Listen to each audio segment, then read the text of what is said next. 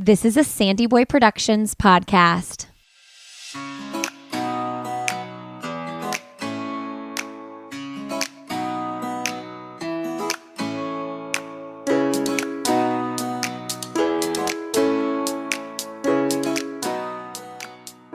Hey friends, welcome to Why Is Everyone Yelling with Lindsay Hine.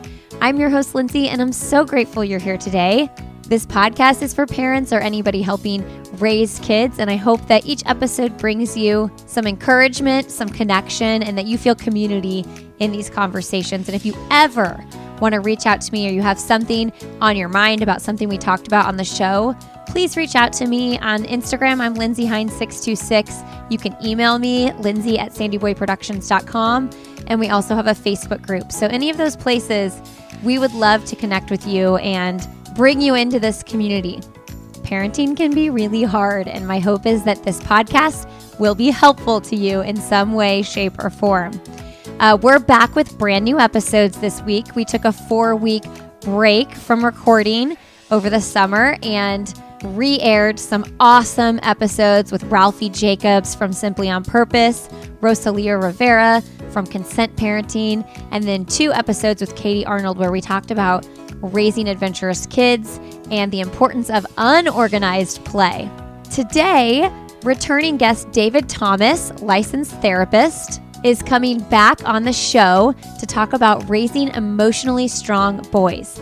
Now, if you haven't listened to his first episode, go back to episode 42 of this podcast. It aired July 20th, 2021, and you can hear all about our conversation about simply raising boys and what that looks like. This episode, we get a little more in depth about the emotional side of boys and why it's important to nurture that. David is the director of family counseling at Daystar Counseling in Nashville, Tennessee. His brand new book, Raising Emotionally Strong Boys, is out now, and he's the co-author of 8 other books, including the best-selling books, Wild Things and Are My Kids on Track? As a licensed therapist, he works with kids and parents on all kinds of different topics. David is warm and welcoming and encouraging. That's the thing. I want to talk to other humans who are encouraging, and so I hope you feel that in this conversation today. I know I did. All right, friends, and if you do love this podcast episode, please share it with your friends on social media. Tag us, Why Is Everyone Yelling? Send a text message to your group of friends who might be interested in what we're talking about here today. That is one of the best ways potential new listeners can find us, along with leaving a rating and review on iTunes or Spotify. That is super helpful.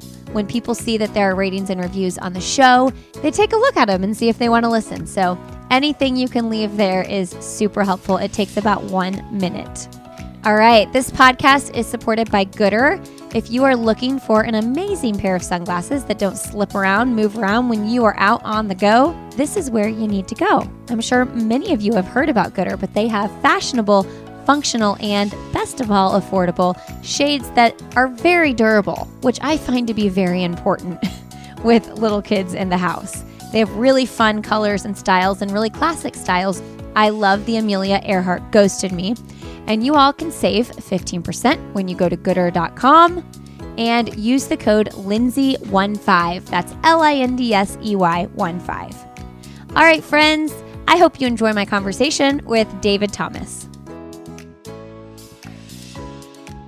All right, well, back on the podcast today, we have David Thomas of Raising Boys and Girls. Welcome back to the show, David. I'm delighted to be back. Thanks for having me. Congratulations on the new book, Raising Emotionally Strong Boys. Thank you. I'm excited for it to be out in the world. So tell me a little bit about your heart behind the book. You know, I think after having done this work as a therapist for over 25 years now and having a chance to sit front row to seeing some of the same things over and over, I started to feel a bit like that famous Desmond Tutu quote that I put at the end of the book about, we can keep dragging people out of the river or we can walk upstream and figure out why they're falling in. And I couldn't begin to tell you how many families I've worked with over the years. Super common that families seek us out who are navigating the transition of separation or divorce, and how common it is that one of the chapters within that story would be that the father in that family, found himself in the middle of an affair or in the middle of substance abuse or in the middle of one of these categories that I talk about in the book that men consistently lead over and over and over: infidelity, internet pornography, substance abuse, suicide.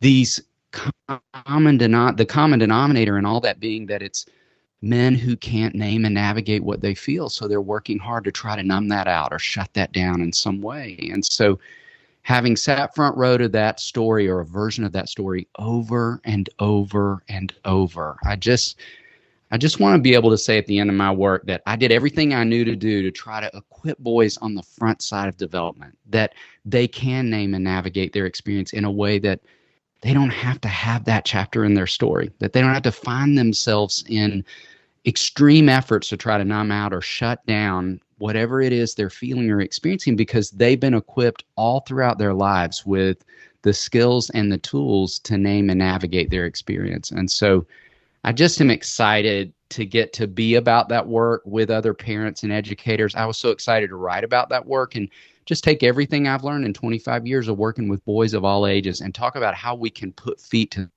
that work. Because as a parent myself, I know what it feels like to read a book and agree with everything, think, yes, I love that. I love that.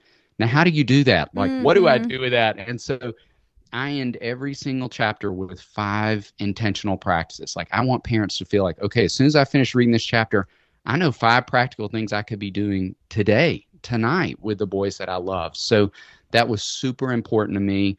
I also had an opportunity with my publisher to write a workbook for elementary age boys called Strong and Smart. That is one more tool of how to make this content doable, accessible, usable for boys in that space. I love that. So thanks for letting me talk about it today. Yeah, no, I love that. And it's so interesting to me that when you're seeing the young boys come in, that a lot of that is stemming from the older generation and their family. And your thought process is if they would have had this service and this work in their life as kids, maybe their child wouldn't be experiencing what they're experiencing. Absolutely, because I have seen the wreckage of what that chapter in a man's story means for his kids. I've seen the ripple effect of that 1,000 times over. And it's devastating to watch that residual wash over kids. And so I just want to do everything possible. And I sat with a dad just last week in my office, and even if it hasn't reached that kind of place in a story, he said to me, David, he's both a husband and a father. And actually, this dad was a professional baseball player. And he said, my entire life, I have been told to stop feeling and to not ask for help. And he said, they even train us in the game of baseball how to show little to no emotion so that an opponent couldn't feel like they had accessed me or penetrated me in any way. And so he said, I cannot tell you how all of that training has made my journey as a married man and a father so unbelievably difficult. And I'm having to unlearn and relearn different ways for myself before I could ever hope to teach my kids. And I love that dad's honesty and his vulnerability. And I think his story is quite honestly a majority of men's story. Like, most of us grew up absorbing these messages of don't feel, don't ask for help. I think it's why men are so skilled in suppression and self-reliance. And so we are going to have to unlearn and relearn some new ways of being in the world so that we can equip and offer that to the kids we love, and in particular to the boys we love. And I feel like there's definitely a shift happening in language we see in schools, and, boys don't need to be this like big tough guy. You look generations back and you think of the grandparents saying like, don't cry like a little girl and things like that. And we have seen that shift, but then there's also got to be this intentionality to it as well, not just assuming the shift is happening elsewhere. You had a different story though, like your upbringing, even though you are, in that generation where boys are being fed that information, you didn't get that from your family. You saw your dad be super vulnerable, right? I did. And I don't take for granted the uniqueness of that and how incredibly different my father was from the majority of the men that I grew up knowing. And, certainly the coaches I encountered and all the different men that I had the opportunity to intersect with in my life, my dad was a man who was very connected with how he felt. And so I fortunately did grow up in a home where that was welcomed, and not just from my mom, but from my dad as well. And I think that's the reality for a lot of boys, is that they're getting opportunity to sit front row and see their moms use an emotional vocabulary, see their moms work through emotions, see their moms talking openly about that, but not their dads. And I did have both. And so I think, because I feel very privileged that that was my story, I want so much more to be about equipping other dads to walk that way with their sons. Why do men typically have more difficulty talking about their emotions, processing them, sharing them with the important people in their lives? Yeah, I think there are three primary contributing factors. And the first would be if you and I were to think back on those early well visits with the pediatricians with our kids, every parent knows somewhere in those 12, 18, 24-month visits, we're going to be asked the question of, how many words is your child saying? And what research would tell us is that girls are often saying twice as many words as boys. And so if her general vocabulary is more expansive, of course her emotional vocabulary is going to be more expansive. So we're simply going to have to labor longer to help boys develop a full, expansive emotional vocabulary. So I would say that's the first place. I would say secondly, somewhere around 9 to 10, boys begin to channel all primary emotions, fear, sadness, confusion, disappointment, into one emotion, and that's anger. Oh, that's hard. It is. And I think culturally we support that. We say in a lot of ways to boys, it's okay to be angry. That's fully masculine. It's not okay to be sad. It's not okay to be scared.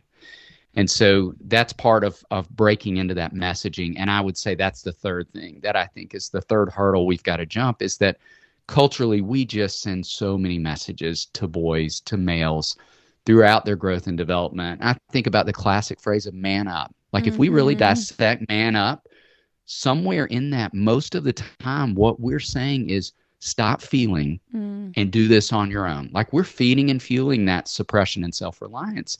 And so there are so many ways that I think we've got to think about, consider deeply what we're saying to boys alongside these natural realities that are just a part of. They have fewer words. They're going to instinctively channel everything toward anger. And then if we reinforce that with messages, I'm never surprised to encounter boys, adolescent males, or adult men who have a lot of trouble in that space. It's reassuring to me, that fact that you just said, because when my 10-year-old does act in anger, when he's fearful, he does that a lot. When you can almost sense it, like he feels like something's not about to go the way he thinks it needs to go. And I get scared. Like, why is he so angry? And it makes me think, what did I do wrong? And then my mind spirals into, is he going to be physical, like with his spouse later in life? Why is he being so physical right now?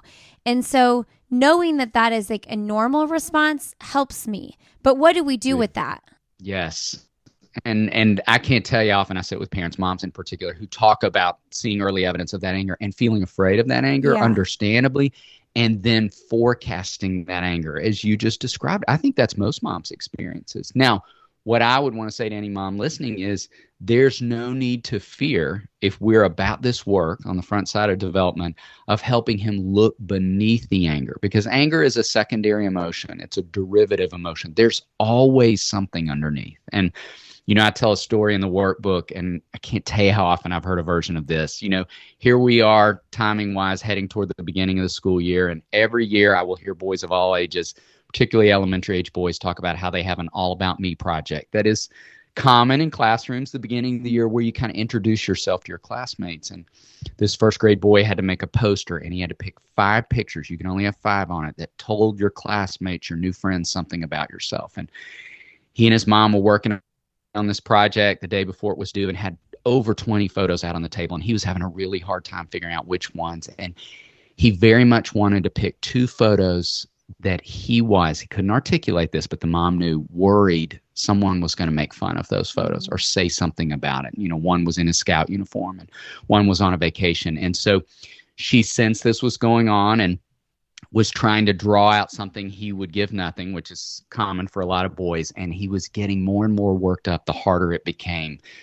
harder the closer it got to having to pick the 5 pictures. And so she said, you know what, I can tell you're feeling a lot of feelings. Why don't we take a break? And he said, I'm fine. Immediately was his response. And this wise mom stopped and she said, you know what, I can tell there's a lot going on inside of you, and nothing productive is going to come from us trying to push through. So why don't you take some time?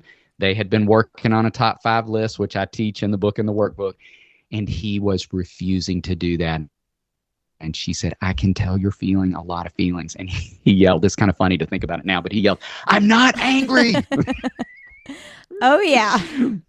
Which there's truth in his words. See, there's actually something below the anger, but it's comical to think he was declaring he wasn't angry while yelling at his mom. And I think that's such a picture of it. And later, after some working through, he was able to say, I'm worried. I'm scared people are going to laugh at me if I choose these 2 pictures, but I really want to use them because they tell a lot about me. And so once he could do that dissecting with his mom and get access to what was underneath, he could work that through differently. But if we aren't doing any of that work, and it is work, I think boys just get deeper and deeper into that pattern, and they just explode. It comes out sideways in moments like that. It primarily gets funneled into anger, and they don't take the emotion to something constructive.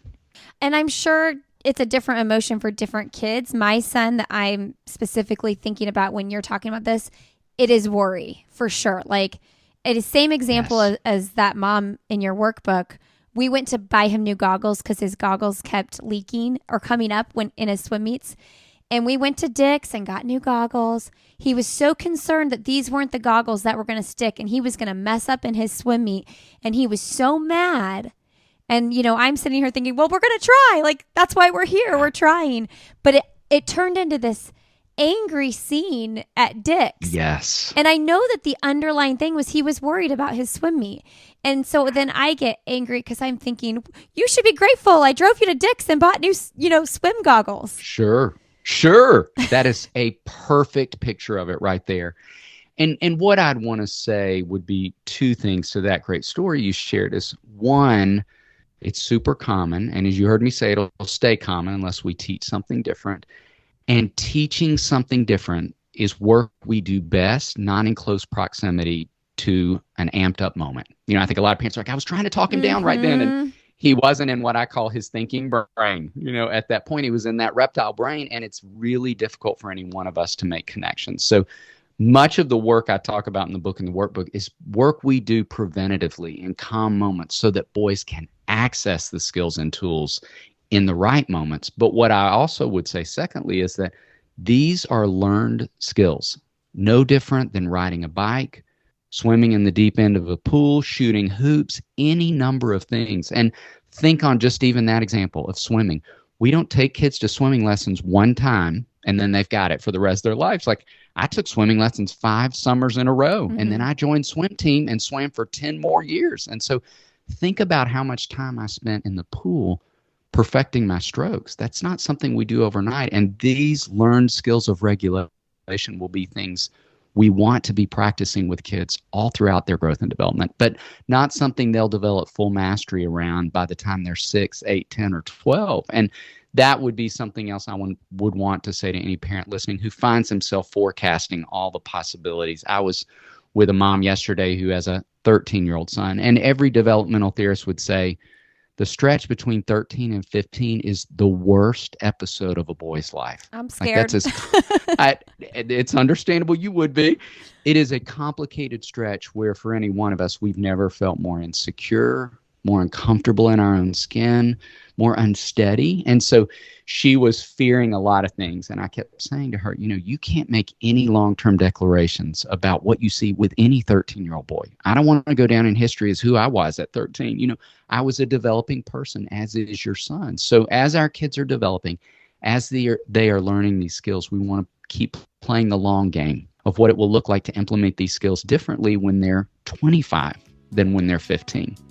When they're 35 than when they're 10. Hey friends, a quick break here to let you know about the lash therapy by Hello Skincare that I've been using.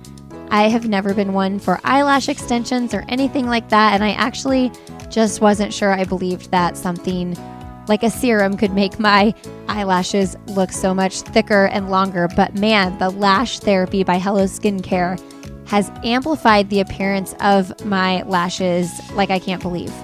I truly just didn't believe it would work as well as it did.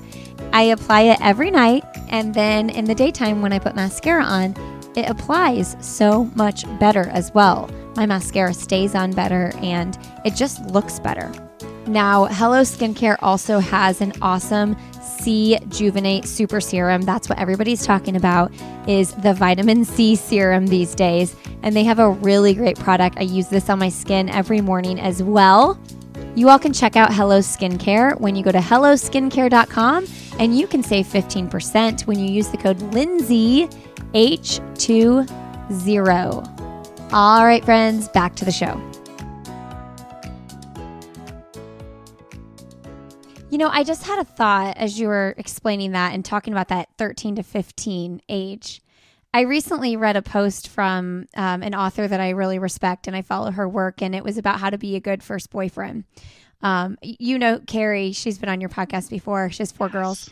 And I read the post and I thought, oh my gosh, this is such great information. I want to instill this in my kids. But at the same time, as the mom of only boys, I started getting really protective and like nervous about, wow, like that's a really transformative time in a boy's life too. And like, I want him to be all those things, but at the same time, he's going through all these changes too. And I'm like, how do I, and that has a lot to do with what this book is about, because if you're going to be a good first boyfriend, you got to be in tune with your emotions, right? So I'm just curious your thoughts on that topic. Yeah. Well, I first would say I'm with you. I love Carrie. I'm so grateful for her voice in this world and the great content she's putting out. And you're 100% correct. In fact, I had a mom say to me, this is one of the highest compliments I've been given since this book came out. She was like, David, you should have called your book Husband Training. And I loved that. It encouraged me. She goes, because these are the skills every boy needs to be in relationships with the opposite sex, with their coworkers, with their friends, with their family. And so it is everything you're saying. And my great hope being that, you know, even the story you and I just got through sharing, you know, to the degree that things don't have to come out sideways, that I don't have to. I talk a lot about how boys swing between blame and shame. And my definition of blame is discharge pain. That I'm not just discharging pain all over the people that I love because I can't work that through. I have a quote in the book where I talk about, you know, males who are in pain cause pain unless they learn to name and navigate pain. And I think thus the statistics you and I talked about on the front side of this conversation, and the realities that we could look to our left and to our right and see evidence of, sadly, and will stay the same unless we lock arms as adults who care about boys to really commit to this kind of work that I think does prepare them to be boyfriends and someday husbands and fathers themselves. How do we talk to our boys about that? I mean, this is going off topic a little bit, but my oldest is 10 and I'm like, that's going to be in like 3 or 4 years. Yes. You know, one of the things I talk about in the book, one of the 5 intentional practices is using something that boys already love. So when we're watching movies with boys love movies. You know, we're watching television shows. I want to really encourage parents to hit pause at the end of an episode and have a quick 2 to 5 minutes worth of conversation about what you saw. Where did you see strength of character? Where did you see, specifically to this conversation, evidence of a good boyfriend? Where did you see evidence of a lousy boyfriend? You know, just last night, my wife and I went to go see with our daughter who's in college, Where the Crawdads Sing. And we had read the book, and the movie's out right now. There's a lot of evidence of a boyfriend with character and a boyfriend without in that movie. And we had some great dialogue on the way home around that. So use those kinds of moments where boys already have interest in that space, and we can help them make some connections. I talk about, too, you know, when we even focus on teaching regulation, so many boys understandably love sports. When we're watching ESPN, I want you to look for evidence of professional athletes, coaches, and players who are demonstrating regulation. I have a practice in the book called Walk It Off, and encourage boys to start looking for athletes they see who get frustrated on the court of the field and are walking up and down the field to work through some of that emotion, as opposed to the numbers of players and, sadly, coaches we know who bow up against another coach, another player, or a referee and get themselves thrown out of the game. Adult men. behaving badly, where we Yep. get to see a lot of evidence of dysregulation as well. So let's use these things that are right in front of us as opportunity. I love that example. And I know you talk about working through something and replacing that language, calm down, stop yelling, with work through it. Oh man, I can't tell you how many times I've told my son to calm down. And I know that's not the right thing. I don't want to be told to calm down. It doesn't feel good. So work through it. I'm like, that is such a great replacement. I love that. I think it is better language. I really do. And as we were talking about man up, I would challenge a lot of parents to think about how often we use calm down. It's a common phrase. And, the challenge I make in the book is this. I think many times if we've not taught these learned skills, hearing the words calm down for a lot of boys, they may understand what it means, but they have no clue how to do it. It's the equivalent of saying to me, play the cello. Well, it's like, okay, I know what the cello looks like. I've seen a person play it. I have no clue how to even hold it. I don't know how to, pluck the strings. I don't know any of those things. And so back to, these are learned skills that not only have to be taught, but have to be practiced over time. And so I want us to think about using more of that language of work it through. And then again, I walk you through creating a top 5 list of regulation skills, healthy coping skills that boys then are going to practice over time, that they replace with the instinctive things like yelling, screaming, hitting, kicking, those sorts of things. And I do talk about within that, boys, we as males have a lot of physicality to our emotions. It's why research would tell us that preschool age boys in a classroom are much more prone to biting, hitting, kicking, screaming. It's why adolescent boys are more likely to punch holes in drywall. It's that need to release a physicality that's often there for boys and why they gravitate toward that. And so part of my top 5 list is let's put a lot of what I call movement-based strategies on that list. Jumping on a trampoline, shooting hoops. I have a 5th grade boy who told me yesterday he throws a tennis ball against the garage door. I'm like, that's fantastic. He's understanding my body feels different when I have some kind of physical release, and I'm not as likely to turn that on someone that I love, that discharge pain. We have a lot of slamming doors, and I'm thinking back to my childhood though, and I'm like, I think I slammed a lot of doors too as a girl. Yeah. There are plenty of girls who have some physicality to the emotion. And I love that you brought that up, because think about it. That's hard evidence right there of that need for a release. Mm-hmm. And can I even go a step further and say, what a lot of parents do, understandably so, don't hear me criticizing this, is say, you slam that door again and I'm going to take it off its hinges. And plenty of parents did. But think about it. I didn't replace that need for release with another release, a healthier release. So that's what I'm talking about with a calm down idea. It's like just yelling calm down, or just yelling I'm going to take your door off its hinges, is not helping kids if we've not replaced that instinctive tendency with a practice skill. Yeah. One of the hardest things with parenting is when your kid doesn't respond to like, don't do that. Like, we don't slam doors in this house. We don't talk that way in this house. And you feel like they immediately need to respond. And if they don't immediately respond, they're disrespecting you, and how to process those. It's one of those things where it's like, we're processing high emotions as the parent. They're processing high emotions as the kid. And sometimes that's really challenging when we're walking through our own emotions. It absolutely is. And I'd say 2 things to that. One, we talk a lot in our practice about how our objective needs to always be remaining the calmest person in the room. And I'm not at all saying that's an easy thing to do, but it is a needed thing. And it is the easiest thing to do, is to match our kids' intensity. So that's where I start right out of the gate in this book, talking about, we can only take the kids we love as far as we've gone ourselves. So if I don't have a top 5 list, if I don't have practice regulation skills, that's 100% the beginning point. Not even stepping into teaching that to my kids yet, until I've got those in place, so that in those amped up moments, I can become, even if I'm not instinctively the calmest person in the room, I can become the calmest person in the room.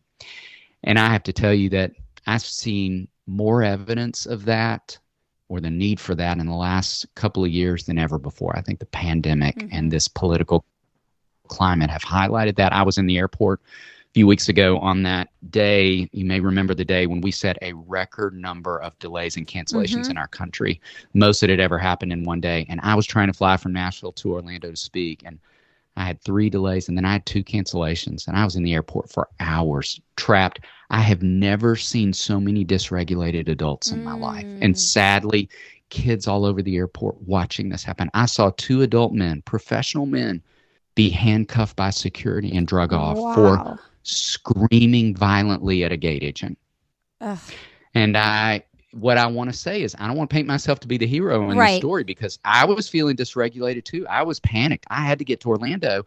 I was under contract to speak at this event. And I remember thinking to myself, if you don't do something constructive, you could end up sounding off to a gate agent. That's not who I want to be in this world. There's nothing helpful that comes from that. And so I remember saying to myself, all right, David, practice what you preach. You wrote this book. Like, go get a cold drink of water. Start doing some laps around the airport. I was looking at my watch, tracking my steps in that moment, figuring out how I could take my emotion to something constructive. And so it is of great importance, because kids learn more from observation than information, that we model this for kids. And may I also just say, I would love to challenge any parent listening. I want you to narrate your experience as often as possible. So this afternoon, if you are in the car with your kids and you're stuck in traffic and you're worried you're going to be late, that happens to every one of us as parents. I want you to talk that out loud for kids. Say things like, you know what? I feel stress in my body. My shoulders feel tight. My neck feels tight. I'm worried. I wish we'd left the house 5 minutes earlier. At the next stoplight, I'm going to practice a minute of deep breathing. At the next stoplight, I'm going to turn on some calm music. Let kids hear you doing the work of regulation. Let kids hear you talking about how emotions register inside of you. Let kids sit front row to the grown-ups they trust the most in this world, narrating, naming, and navigating their emotions in a healthy way. Ooh, that's good. Man, that's good. When I do that, which isn't always, me neither. I do see, especially with my oldest son, as they get older, they understand more. They do. They have more life experience, right? I see him kind of tilt his head and process, seeing me go through that and seeing, oh, that's why she's kind of rushing and feeling like that. And I see him seeing himself in me. And I've heard you talk about this too. Man, my first son, he is a carbon copy of me.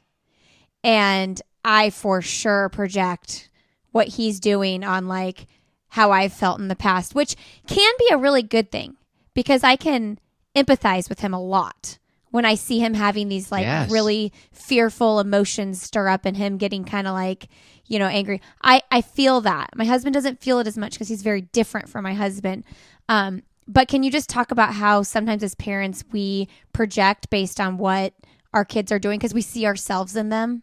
We do. It is so instinctive for that to happen. And in my experience, if we are not paying enough attention, in particular to when we see evidence of ourselves in our kids, what can happen without our being aware that it's happening is we can end up being harder on that kid than any of the others. We can parent them harder. And what's underneath that is a lot of good intention. There's this desire, even if we never articulate it, of, I don't want you to struggle in some of the same ways I have. So I want to try to parent that behavior right out of you, or parent that instinct out of you, which we simply cannot do.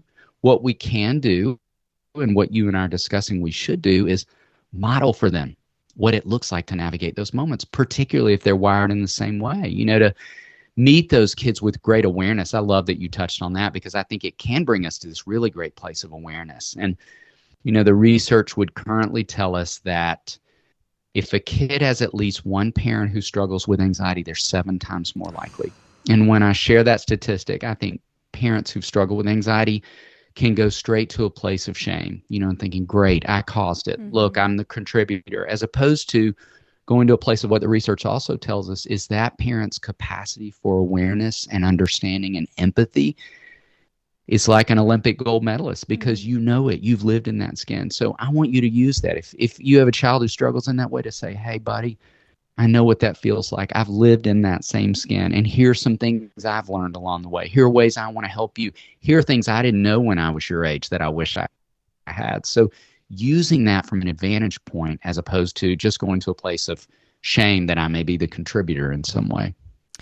Okay.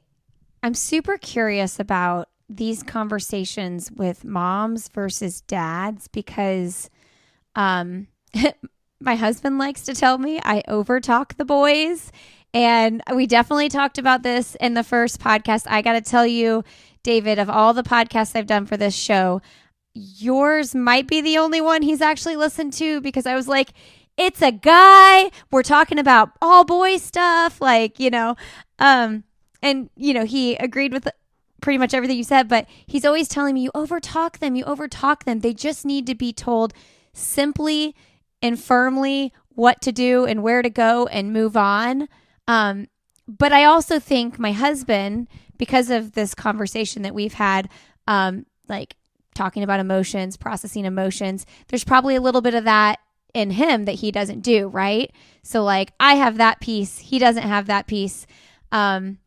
And I'm trying really hard to get my husband to walk through how they're feeling rather than just like saying, yeah, do this, do that. Like, I understand you feel this way first, but I'm just curious, like, how is this conversation different with moms and dads because we're so different from each other? Am I being confusing here? Not at all. I think it's a great question. And I'll first say, I'm so honored your husband would listen. And I would say, I think that's super common. And maybe one of the things that we could learn from that, and this is not assuming that every mom talks too much and every dad talks too little, but it is to say a lot do. And I think we could learn from each other and meet in the middle. And so I would challenge dads listening, before you get too quick to jump on, giving feedback to your wife about talking too much, ask if you're doing enough narrating to what I just said. Because I very clearly say to dads in this book, boys have got to see that emotions reside in the life of a man. Mm-hmm. And back to that self-reliance piece, I just don't think enough boys get to hear that. In fact, one of the things I talk about in the book is how often over the years I have asked boys, tell me who 2 or 3 of your mom's closest friends are. And boys can rattle that off like that. I almost never have boys have trouble with that. They know their mom's closest friends. If I flip the question and say, tell me about your dad's closest friends, I've had boys who can't name one. Mm-hmm. And it's common that I have boys who can't get to 3. And that's the self-reliance piece to me, where boys aren't getting to hear adult men talk enough, and they don't get an opportunity to sit front row enough of the time to see men in intimate relationship where they're sharing honestly about their lives. And so that's, again, a challenge right back to me. Just this week, I spent time on Monday with our pastor, who's a dear friend of mine and has been for 3 decades. And I came home and told my kids, like, can I tell you something Carter asked me today? One of the ways he really challenged me to think and what I want to do with that. Like, I want my kids in general, sons in particular, to hear me talk about what that looks like, how I need that in my life, how other men know me, challenge me, point things out for me that I may not be able to see clearly myself. And so I think that's one of the ways, to your great question, that we as men can do more of that, where you all do an amazing job, generally speaking, as women. But I think to the talk less, talk more scenario, I do think there is some real wisdom to looking at where we could learn from each other and where we could kind of meet in the middle in that space. And I love your honesty, because I do think there is a tendency, again, all the way back to the beginning, where girls are saying twice as many words as boys, that you have a lot of language that you fold around explanation as women sometimes, and sometimes it is a little too much. And we as men can be great at being concrete and directive in ways that benefit boys, but not great sometimes in enough of that narration that I talked about a few minutes ago. It's kind of funny. Sometimes I feel like I'm a little girl magnet. Like, I have all boys, but we'll be at the pool and these little girls will just come up to me and start telling me stories and talking to me. And I'm like, maybe they just sense that I don't get this enough at home. I don't know what it is. But I'm also like, maybe I wasn't cut out for that anyway, because I do find myself being sad at times. Like, I just want someone to talk to, and they just want to wrestle and run around, and yes. Their conversations are so short. But maybe I would be exhausted if someone was talking to me all the time. There's pluses and minuses to both, right? Absolutely. And it just makes me smile and laugh. I love that. I love that those girls are looking out for you Maybe I'm they thinking are. that amazing mom over there, I think she needs a little more conversation in her life. I'm going to edge over that direction. This little That's girl so was like, great. "Do you only have boys?" And I was like, "Yes." And then she starts telling me all these stories about her camp that day. And I'm like, I learned more about what this little girl did at camp all day than I learned what my two boys did at soccer camp for the whole week. I know. It's fascinating, isn't it? It Yeah. really is fascinating. I was my sons were carpooling one year with a little girl in our neighborhood, and they're great. And my wife is a teacher, so she did most of the driving because she was heading to school already for her job. But I drove one morning when she was at a conference, and I had the exact same experience you did. By the time we got to school, I was like, I have learned more in this 15-minute drive than I have in the last 3 weeks Yeah. from their reporting. I jokingly said to her mom, could I take her out for a bagel next Saturday? I've got so many more questions Yes. about what's going on in the grade. Yes, it's so good. One of my closest friends, we've moved away since then, but oftentimes her daughter would come over and play with the boys, and I just like enjoyed those moments with her so much because I don't have a daughter, and it was a really special time. You know what is, I think, important, though, if I could say this to the conversation we're sharing is, I think sometimes we can accidentally assign responsibility to boys, even if we never say this out loud. We're kind of thinking, he needs as many words as she does. And the truth of the matter is he doesn't. His reporting doesn't need to look identical.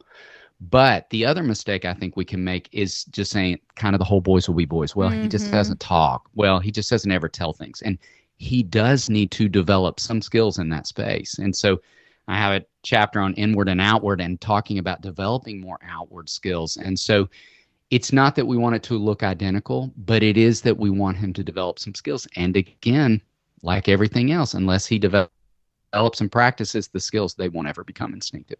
I love that. Yeah, there's that.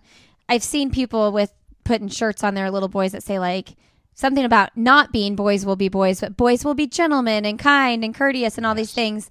And I'm like, there is a balance in the middle there somewhere, because there is a point where boys will be boys. Like they're going to be more physical, but intervening for those very important things so that, like we hit on with the post Carrie did, so that that'll translate to being a good partner someday and all those things. So yeah, striking that balance can be challenging.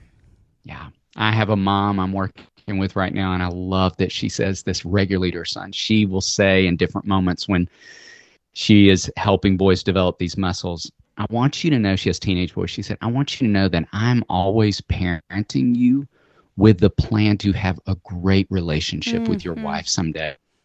Isn't that beautiful? Like casting a vision for, I want my daughter-in-law someday to say to me a version of, thanks for raising a guy who fill in the blank, so many things, as opposed to wondering, what were you all doing over the last 20 years? When did you forget to develop some important skills along the way? And I think it's great. She says, David, I'm not only casting a vision for them, but I am for myself. Like I'm reminding myself. And unless you are laboring in these places, you won't necessarily have those kind of relationships with your daughter-in-law someday. So I'm going to end on kind of a hard note, which is the fact that, the suicide rate for men is much higher than women. And a lot of this goes back to men not reaching out for help or processing their emotions. And so I know that is also like a big, big part of your heart behind this work. So can you just talk a little bit? We'll finish off with that association and how we can intervene early so that hopefully if our boys become depressed as adults or anything like that, they have tools. Yes. I would say, as I was doing the research for this book, I came across a terrifying statistic that was unbelievably difficult for me to type. It's still hard for me to talk about. But the current stat is that globally, so across the planet, across the globe, on average, one man dies by suicide every minute of every day. And it just overwhelms me to say that out loud still, but it is a sobering reality that I think we have to come to terms with. And, just this morning, I was flipping through a magazine and there was a picture of a young 28-year-old man, and it said, the caption was, 28-year-old man dies. And I immediately, as I do, went to a place of thinking, he died by suicide. It never crossed my mind. He might have died by illness. It could have been any number of things, I didn't even go there because I just knew. I knew 2 sentences in, that's what I would find, and I did. And it's because it's that common. It's because we're reading those kind of articles every day. It's because I've seen that reality in 25 years of doing this work. And one of the definitions we study, even all the way back to when I was in graduate school, is that, for an individual who dies by suicide, they begin to believe that their pain exceeds their resources. And part of the mission of this book for me was, I don't want another boy, adolescent male, or adult man to believe that their pain exceeds their resources. I want them to feel like they've got resources inside of them. They've got resources around them, that if we're training emotionally strong boys against self-reliance and toward asking for help, that will always be instinctive. That I would never believe my pain exceeded my resources, but I would always know I had access to these skills my parents and educators had helped me develop, and these people around me, because I had always known what it looked like to reach out and ask for help. That's so good. I'm so glad you're doing this work. Thank you. Thank you. I'm so honored you let me come on and talk about this work. I'm so thankful for you letting me just be a part of what has been such a rich, meaningful conversation about a topic that clearly I feel strongly about. So thank you so much for this. The ripple effect of this, from the moms that listen to the dads that listen to the grandmas that listen, the ripple effect that this is going to have on their kids' lives is big. The ripple effect of people that have read your book is big. So, I'm cheering you on. Thank you so much. Thank you. It's been a pleasure to be with you. All right, everybody. Thanks so much for being here today. I appreciate you. I hope you took something important and tangible from this conversation. Thank you, David, for coming on the podcast. You all can find David on Instagram. He's Raising Boys and Girls. Definitely go check out his book, Raising Emotionally Strong Boys. I would love to connect with you personally. I'm Lindsay Hines 626 on Instagram. And this podcast, we have an Instagram. It's Why Is Everyone Yelling?